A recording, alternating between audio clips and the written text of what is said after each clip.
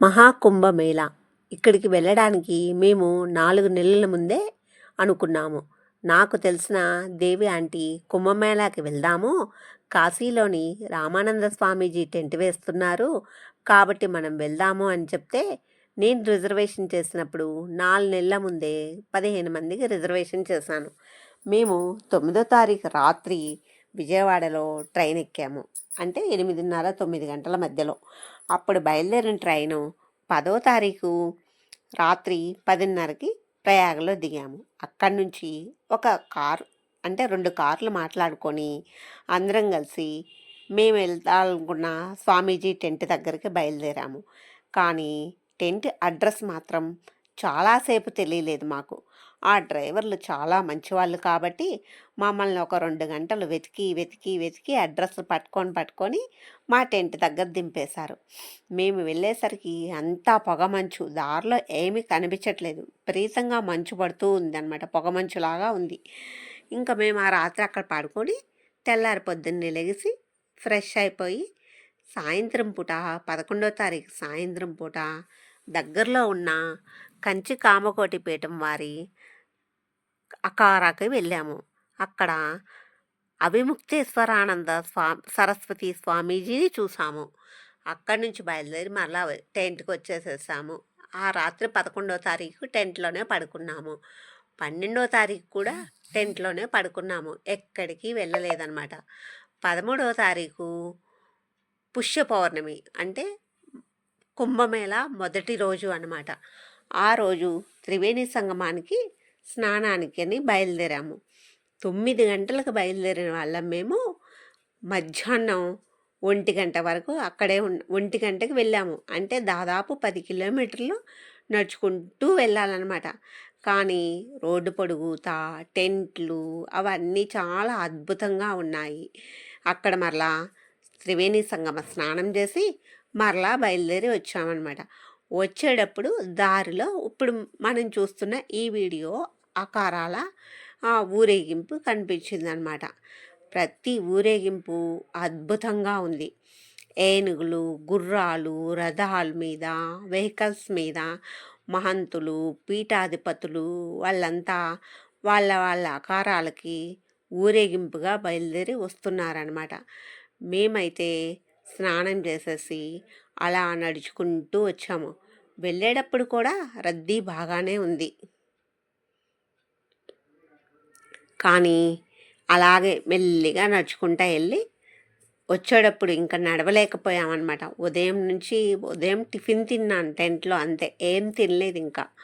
అదే దారిలో ఎవరో కిచిడి పెడితే కిచిడి తిన్నాను. ఇంకా మెల్లిగా నడుచుకుంటూ వస్తే ఎంత దూరం నడిచినా టెంట్ రావట్లేదు.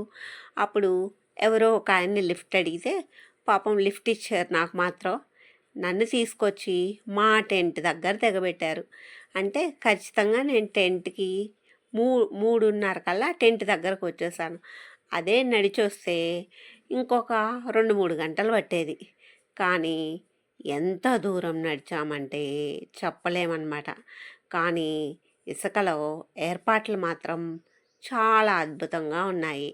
అంటే టెంట్లు కానీ అసలు అవన్నీ చూడాలి అంటే కాళ్ళకు పని చెప్పాల్సిందే, ఓపిక ఉండాలి.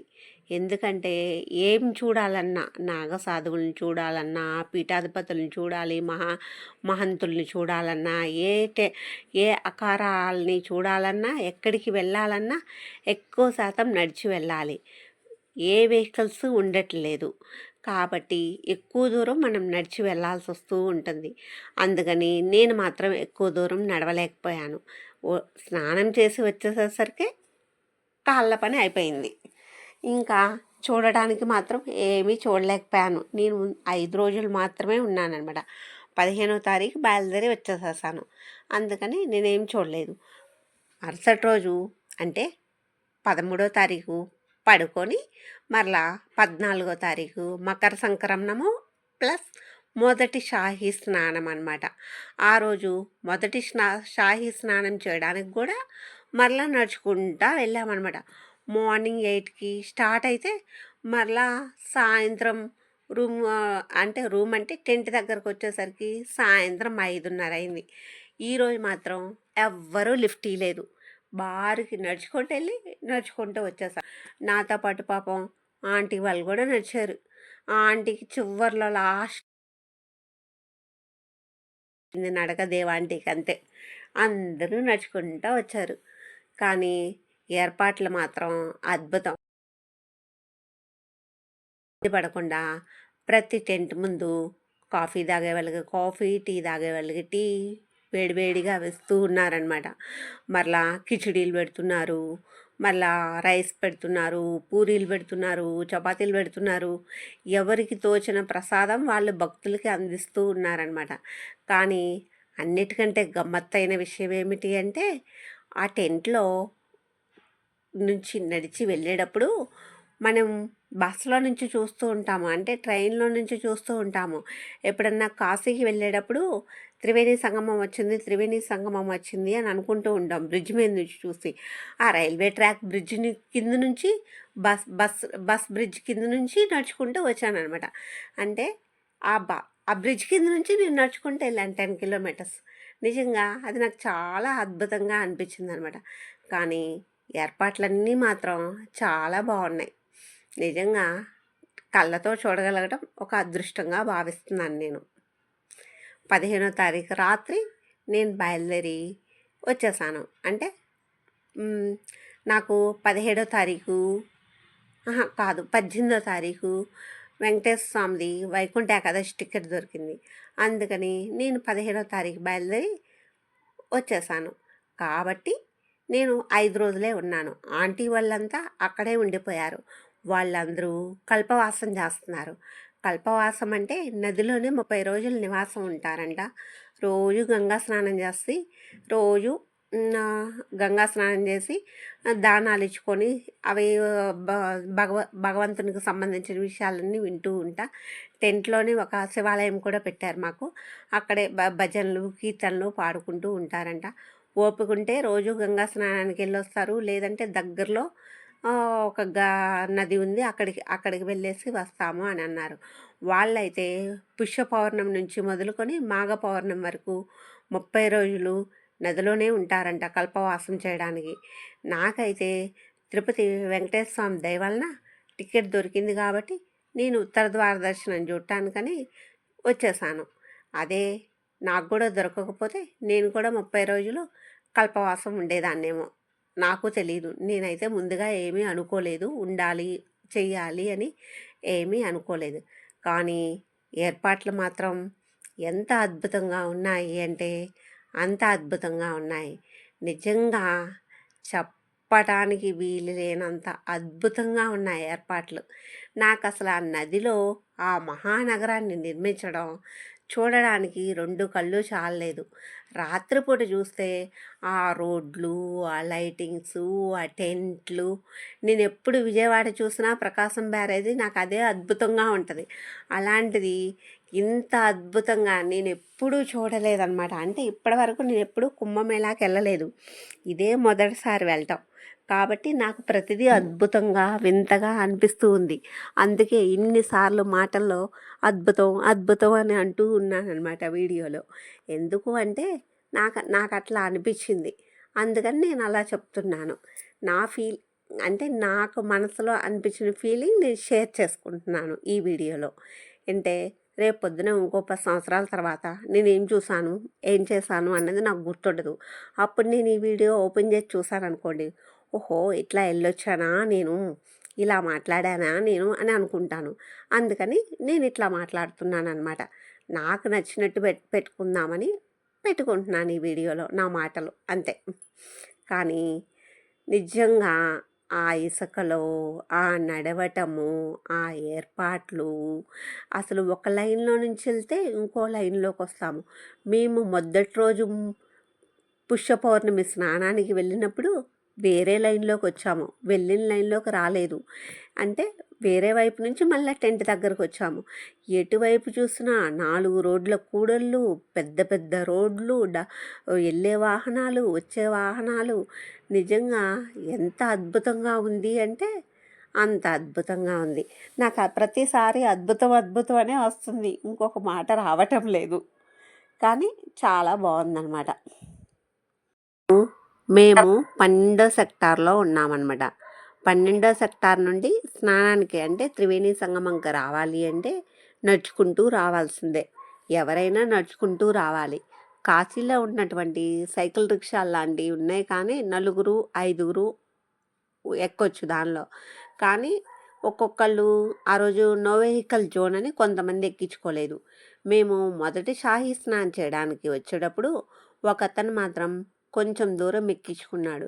ఎందుకంటే మనీ ఇవ్వబోతున్నా కూడా తీసుకోలేదు. ఎందుకంటే ఎక్కువ దూరం కాదు, కొంచెం దూరం అనమాట. ఎందుకంటే వచ్చిన యాత్రికులకి నాకు తోచిన సహాయం చేస్తున్నాను, నేనేమి తీసుకోను అని చెప్పారనమాట. అలా 2 సార్లు వెళ్ళేటప్పుడు కొంచెం దూరం అంటే 1 కిలోమీటర్ ఎక్కామా 2 కిలోమీటర్స్ వచ్చామా అన్నది తెలియదు, కానీ వెళ్ళేటప్పుడు అతని సహాయం తీసుకున్నాము, వచ్చేటప్పుడు అతని సహాయం తీసుకున్నాము స్టార్టింగ్లోనే. మిగతాదంతా నడుచుకుంటూనే వచ్చాము. దారిలో స్నానం చేసి వచ్చేటప్పుడు అక్కడక్కడ నాగసాధువులు కొంతమంది కనిపించారు అంతే. నాగసాధువులు మొదటి షాహీ ఇంట్లకే చేస్తారంట, కానీ అంత రాలేదు. ఎలా ఉంటుంది అంటే తెల్లగా కప్పేసుకొని చల్ల గాలి మొదలవుతుంది. ఏడయ్యేసరికి విపరీతమైన పొగ మంచు.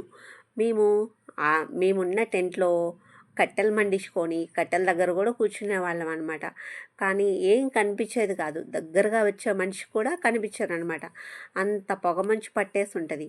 మా టెంట్ పైన కూడా ఆ పొగ మంచు నీళ్ళలాగా కారి పైన టెంట్ పట్టాలతో వేస్తారు కదా టెంట్, ఆ టెంట్ మీద కూడా నీళ్ళు పడుతూ ఉండేవి అనమాట. ఒక్కొక్కసారి అవి లోపలికి కూడా సన్న సన్న చినుకుల ద్వారా వస్తూ ఉంటాయి అన్నమాట లోపలికి. కానీ అసలు ఆ టెంట్లు వేసుకోవటం, ఆ టెంట్ నదిలో వెళ్ళి నేను ఆ గుడారాల్లో ఉండటం, 5 రోజులు అక్కడ ఉండటం చాలా అదృష్టంగా భావిస్తూ ఉన్నాను. చూసినంత వరకే అదృష్టం. ఇంకా మిగతా అన్నీ చూడలేదు అని కూడా అనుకోకూడదు. ఎందుకంటే అక్కడ ఉన్న విపరీతమైన చల్లదనం అలాంటిది. మొదటి రోజు కొంచెం నడుములోతు నీళ్ళున్నాయి, కానీ పుష్య పౌర్ణమి రోజు రెండవ రోజు వెళ్ళినప్పుడు మొదటి షాహీ స్నానానికి వెళ్ళినప్పుడు త్రివేణి సంగమ ఘాట్లో స్నానం చేయడానికి వెళ్తే అక్కడ లోతు తెలియకుండా ఉండడానికి లోపల ఇసుక బస్తాలు వేశారన్నీ. ఎక్కువ నీరు కూడా లేదు, కానీ ఎంత చల్లదనంగా ఉన్నాయి అంటే నీళ్ళు అంత చల్లదనంగా ఉన్నాయి. అది అంత చల్లదనంలో మునిగి లేస్తే ప్రాణం ఉక్కిరి బిక్కిరి అవుతుంది. మునగడానికి కూడా వీలు లేదు. నడుము లోతు ఉంటే కనుక చక్కగా మునిగేసి గబాలన లెగవచ్చు. కానీ ఇవేమో మోకాళ్ళ లోతే ఉండేసరికి ఆ పట్టాల మీద అంటే ఇసుక బస్తాల మీద మోకాళ్ళ వరకు మోకాళ్ళ మీద కూర్చుండిపోయి అలా మునిగి స్నానం చేసామన్నమాట మేము. అంతేగాని అక్కడ త్రివేణి సంగమం ఘాట్ దగ్గర అన్ని ఇసుక బస్తాలు వేసేసారు లోతు తెలియకుండా వండడానికి. దాన్ని దాటి వెళ్ళకూడదు అని బారికేడ్లు కూడా పెట్టారనమాట. అందుకని అక్కడ మాత్రం లోతు తక్కువ ఉంది, నీళ్ళు కూడా చాలా తక్కువ లోతులో ఉన్నాయి. అందుకని తల మొత్తం మునిగేలా స్నానం చేయడానికైతే చాలా కష్టమవుతుంది.